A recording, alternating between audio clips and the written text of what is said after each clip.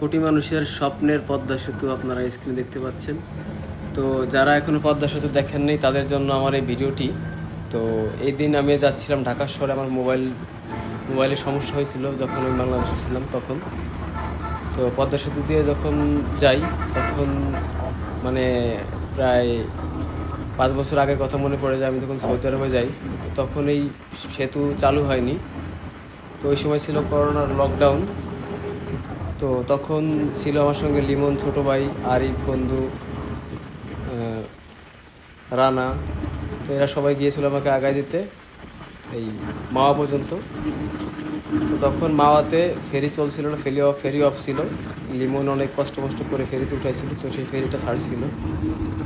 তো এরপরেও এই পদ্মা নদীতে অনেক আমাদের স্মৃতি আছে। যেমন একদিন আমার মামাতো ভাইকে নিয়ে পদ্মা নদী পাড়ি দিচ্ছিলাম লঞ্চে করে।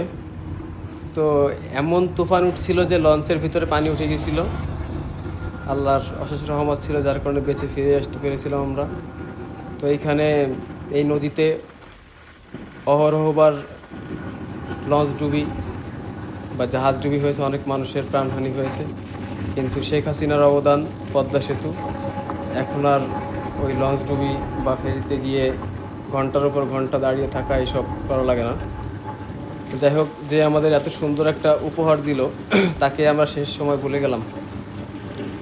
এখন কথা হচ্ছে, যারা আমাদের এইসব এলাকার মানুষ আছেন, ভাঙ্গা, ফরিদপুর, গোপালগঞ্জ, বরিশাল, যশোর, তো এদের আগে বাড়ি থেকে ঢাকা যেতে সময় লাগতো প্রায় 6 থেকে 7 ঘন্টা।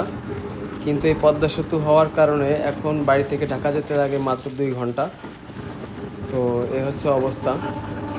তো সেই পদ্মা সেতু শেখ হাসিনা মাননীয় প্রধানমন্ত্রী সে করেই ফেলছে, বাট সে এখন যদিও দেশে নেই। ইনশাল্লাহ কোনো একদিন আসবে, কারণ দিন একভাবে কখনোই যায় না। ক্ষমতা সব সময় সবার কাছে থাকে না। আজকে তোমার কাছে, কালকে আমার কাছে, কালকে অন্য একজনের কাছে, এরকমই পালাবদল হবে। এই নিয়ে বাড়াবাড়ি করার কিছুই নেই। তো আপনারা স্ক্রিনে দেখতে পাচ্ছেন যে পদ্মা নদী, এই নদী অনেক স্রোত নদীতে, যেটা বলার মতো না, অতিরিক্ত। আর এই নদীটার একটা বৈশিষ্ট্য হলো, এই নদীটা যেখানে সেখানে চর পড়ে যায় অটোমেটিকলি।